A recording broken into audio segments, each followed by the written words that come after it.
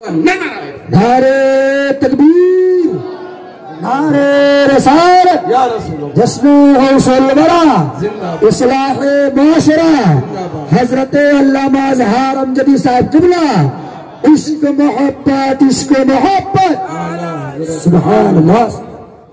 تو محترم حضرات، پتہ یہ چلا کہ اگر ہم اپنے معاشرے کی اصلاح چاہتے ہیں اور صحیح طریقے سے ان کی تربیت کرنا چاہتے ہیں اور یہ چاہتے ہیں حقیقت میں کہ ہمارے سماج سے برائیاں دور ہو جائیں، تو سب سے پہلے اپنے بچوں کو اور اپنے آپ کو دینی تعلیم سے مزین کرنا ہوگا۔ اگر آپ سوچتے ہیں کہ ہم انگلش پڑھا کر کے بڑے بڑے عہدے دلا دیں گے، لیکن اگر وہ لوگ تعلیم یافتہ نہیں ہیں تو آپ اپنے معاشرے کی کبھی اصلاح نہیں کر سکتے، ان کو با اخلاق نہیں بنا سکتے، ان کو با کردار نہیں بنا سکتے، اور ان کو سماج میں جو عزت چاہیے اسلامی نظریے کے مطابق وہ عزت آپ کبھی بھی نہ تو اپنے بچوں کو دے سکتے ہیں اور نہ ہی کبھی اپنے سماج کو دینے کی صلاحیت ہے۔ اس لیے سب سے پہلے اپنے بچوں کو دینی تعلیم سے بہترین طریقے سے مزین کر دیں، اس کے بعد آپ اپنے بچوں کو جو بھی بنانا چاہتے ہیں بنائیں۔ اسلام نے کوئی باؤنڈیشن نہیں رکھا ہے، انشاءاللہ اس پر بھی گفتگو ہوگی۔ اب حضور نبی کریم صلی اللہ علیہ وسلم ارشاد فرماتے ہیں، طلب العلم فریضۃ علی کل مسلم، ہر مسلمان مرد و عورت پر علم دین حاصل کرنا فرض ہے۔ آج ہم جو لائف اور جو زندگی گزارتے ہیں اس سے بظاہر یہ سمجھ میں آتا ہے کہ آپ یہ سمجھتے ہیں کہ ایک عالم ہے، ایک مفتی ہے، انہیں پر صرف نماز پڑھنا فرض ہے، یا انہیں کو علم دین حاصل کرنا ضروری ہے، یا انہیں کو ساری پابند شریعت کرنی ہے اور ہم لوگ بالکل آزاد ہیں۔ اگر آپ یہ سمجھتے ہیں تو آپ کی یہ سخت غلط فہمی ہے، کیونکہ حضور نبی کریم صلی اللہ علیہ وسلم نے ارشاد فرمایا ہر مسلمان مرد و عورت پر علم دین حاصل کرنا فرض ہے، خواہ وہ نوجوان ہو، خواہ وہ بوڑھا ہو، خواہ وہ بوڑھی ہو، خواہ نوجوان عورت ہو، اگر اس کے اندر علم دین کے تعلق سے کوئی کمی ہے، کوئی نقص ہے، تو اس پر علم دین اتنا حاصل کرنا فرض ہے کہ وہ اپنے ایمان کی حفاظت کر سکے، نماز پڑھنی ہو تو صحیح طریقے سے نماز پڑھ سکے، اپنے بچے کی تربیت کرنی ہے تو صحیح طریقے سے اس کی تربیت کر سکے، تجارت کرنا ہے تو جائز طریقے سے تجارت کر سکے۔ کیونکہ جتنی چیزیں ہیں ایک انسان کرتا ہے اسے یہ معلوم ہونا چاہیے کہ شریعت کے دائرے میں اس کا حکم کیا ہے۔ تو اے مسلمانوں، اگر آپ یہ سمجھتے ہو کہ ایک مفتی کا کام ہے کہ وہ شریعت کے مطابق چلے، ایک عالم کا کام ہے کہ وہ پابندی سے نماز پڑھے، ایک عالم کا کام ہے کہ وہ دین کی تعلیم حاصل کرے، تو یہ آپ کی غلط فہمی ہے۔ نبی اکرم صلی اللہ علیہ وسلم نے فرما دیا عالم ہو یا عوام ہو ہر ایک پر لازم ہے کہ وہ شریعت اسلامیہ کے دائرے میں رہ کر اتنا علم دین حاصل کرے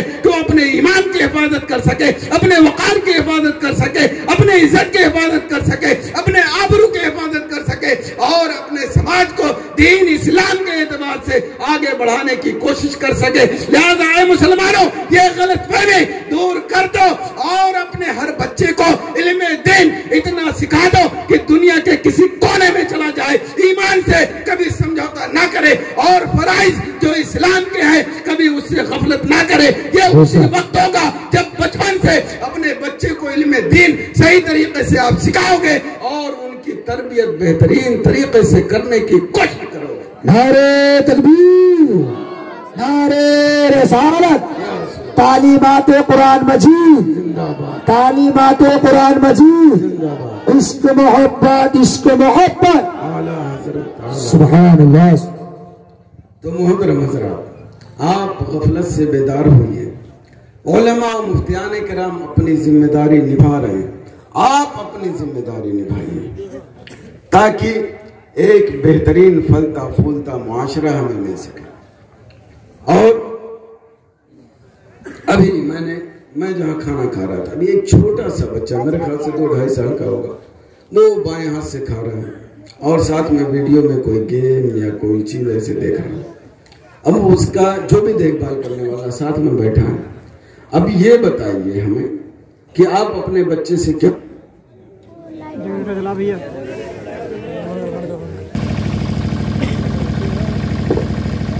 ایک بار درود پاک پڑھ لیں. اللہم صلی علی سیدنا مولانا محمد وبارک وسلم صلاۃ و سلام علیک یا رسول اللہ. تو میں یہ کہہ رہا تھا کہ ہم نے ایک بچے کو دیکھا کہ وہ بائیں ہاتھ سے کھا رہا, ساتھ میں کوئی اب کیا چیز تھی دیکھ رہا تھا, مجھ کو نہیں سمجھ میں آیا, لیکن کوئی کارٹون وغیرہ یا گیم ہی ایسی کوئی چیز تھی. اب ہم کو آپ بتائیے کہ آپ گارجین کے طور پر بچے کے ساتھ ہیں, آپ کا بچہ بائیں ہاتھ سے کھا رہا ہے اور ساتھ میں گیم یا کچھ بھی دیکھ رہا ہے کارٹون, آپ اسے منع نہیں کر رہے ہو, تو آپ کا بچہ غلط طریقے پر ہی تو تربیت پا رہا ہے. اب جوان ہوا تو بھی اسی حالت میں ہے اور بڑھاپے تک پہنچ گیا تب بھی اسی حالت میں. تو اب اگر اسی سماج سے آپ چاہتے ہیں کہ آپ کا معاشرہ بہترین بن جائے تو یہ آپ کے خواب خیالی ہے. اگر آپ کو بہترین معاشرہ چاہیے تو آپ کو بچپن سے اپنے بچے کی بہترین تربیت کرنی پڑے گی, بہترین طریقے سے اس کی تعلیم دینی پڑے گی, تب جا کے آپ کو ایک بہترین معاشرہ ملے گا. میں آپ کو ایک مثال سے اس کو سمجھانا چاہتا ہوں. ایک چھوٹا سا درخت ہے, کیا ہے؟ ایک چھوٹا سا درخت ہے. آپ اگر چاہتے ہو کہ بالکل سیدھا وہ بڑھے اور آپ کے مزاج کے مطابق بڑھے, یعنی آپ جیسا چاہتے ہو ویسا ہی بڑھے, تو آپ اس کی دیکھ بھال نہیں کرو گے, آپ اس کی ضرور پورے طور سے دیکھ بھال کرو گے. کوئی پنکھڑی کوئی ٹنٹھی ادھر ادھر نکلتی ہے تو اس کو کاٹ چھاٹ کے آپ برابر کرو گے, تو وہ آپ کے مطابق پھلتا بڑھتا ہو جائے گا. لیکن اگر آپ خالی دل میں رکھے رہو کہ میرے مزاج کے مطابق یہ درخت بڑھے لیکن اس کی کانٹو چھاٹو نہیں, دیکھ بھال نہ کرو, تو آپ کے ذہن کے مطابق کبھی درخت نہیں بڑھ سکتا. اور جب بڑا ہو جائے گا تو اس کو اپنے مطابق بنانے کے لیے آپ کو بہت زیادہ محنت کرنی پڑے گی. بالکل یہی مثال آپ اپنے بچوں پر اور اپنی بچیوں پر فٹ کر سکتے ہیں کہ اگر آپ نے بچپن سے اپنے بچے اور بچی کی تربیت صحیح طریقے سے کی, صحیح بات کی تعریف کی, انہیں انعام دیا, غلط کام کیا تو تنبیہ کی, انہیں ڈانٹا بھی, انہیں منع بھی کیا, تو وہ لڑکا یا لڑکی انشاءاللہ آپ کے مزاج کے مطابق پڑھیں گے, وہ آپ کے مزاج کے مطابق پڑھیں گے, اور انشاءاللہ آپ جو فیوچر میں انہیں دیکھنا چاہتے ہیں انشاءاللہ وہ بھی حاصل کریں گے. لیکن اگر آپ نے بچپن سے ان کی تربیت نہیں کی, ان کی دیکھ بھال نہیں کی, تو قسم خدا کی آپ اپنے ذہن میں لاکھ خواب بیٹھاتے رہے, وہ آپ کے مسائل کے مطابق, آپ کے طریقے کے مطابق, آپ کے سوچنے کے مطابق, امید یہی ہے کہ کبھی وہ پلے پڑے گا نہیں, اور نہ ہی آپ کا جو ٹارگٹ ہے, وہ آپ کا مقصد ہے, وہ آپ کبھی اس بچے اور بچی سے پورے طور سے حاصل کرنے کی صلاحیت رکھتے ہیں. اس لیے اگر اپنے سماج کی بہتری چاہتے ہیں تو بچپن سے اپنے بچوں اور بچیوں کی بہترین تربیت کریں اور ان کی اچھی تعلیم کریں. اور اللہ تبارک و تعالی ارشاد فرماتا ہے, قل هل يستوي الذين يعلمون والذين لا يعلمون انما يتذكر اولو الالباب. اے محبوب آپ فرما دیجئے کہ جو پڑھے لکھے نہیں ہیں اور جو پڑھے لکھے ہیں, کیا یہ دونوں برابر ہو سکتے ہیں؟ اسی آیت کریمہ میں نصیحت پڑھنے والوں کے لیے نصیحت ہے. آج ہمارا سماج ہر پڑھے لکھے کو عزت دیتا ہے. آج آپ نے علماء کرام کو, مفتیان کرام کو اسٹیج پر بیٹھایا ہے, تو کیوں بیٹھایا ہے؟ اس لیے بیٹھایا ہے کہ یہ لوگ پڑھے لکھے ہیں, ایجوکیٹڈ ہیں. اسی طرح سے دنیاوی معاملے میں لے لیجئے, اگر کوئی بہت بڑا ڈاکٹر یا IAS یا بہت بڑا انجینئر یا بہت بڑا کوئی تاجر آ جائے تو آپ اس کو عزت دیں گے, اس کو چائے پیش کریں گے. لیکن کوئی ٹھیلے والا ہو, کوئی عام آدمی ہو, تو آپ اس کو عزت نہیں دیں گے اور نہ ہی اس کو اتنی رسپیکٹ دیں گے جتنا ایک پڑھے لکھے کو آپ دیتے ہیں. تو آج یہ سماج ڈیفرنس رکھتا ہے, فرق رکھتا ہے, اور اسی فرق کو اللہ تبارک و تعالیٰ نے 1400 سال پہلے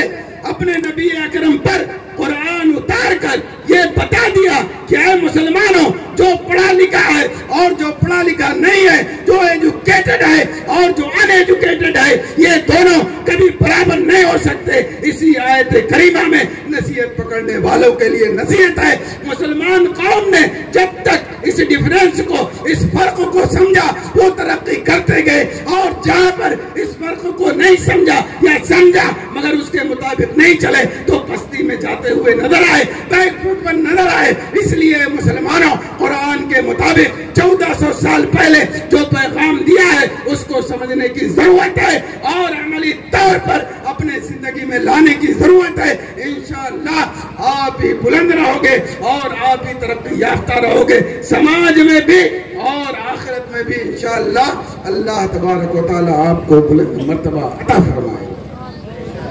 تو یہ فرق سمجھیے، اور پڑھے لکھے اور غیر پڑھے لکھے میں جو امتیاز ہے اس کو سمجھیے اور عملی طور پر اس کو اپنے زندگی میں لانے کی کوشش کیجیے، انشاءاللہ بہتری آئے گی۔ دین کے تعلق سے، تعلیم کے تعلق سے گفتگو کی جائے بہت طویل ہو جائے گی۔ میں اب ماڈرن ایجوکیشن کی طرف آتا ہوں۔ ایسا نہیں ہے کہ آپ یہ سوچیں کہ میں نے اسلام کے بارے میں آپ کو بتایا، دین کی تعلیم کے بارے میں بتایا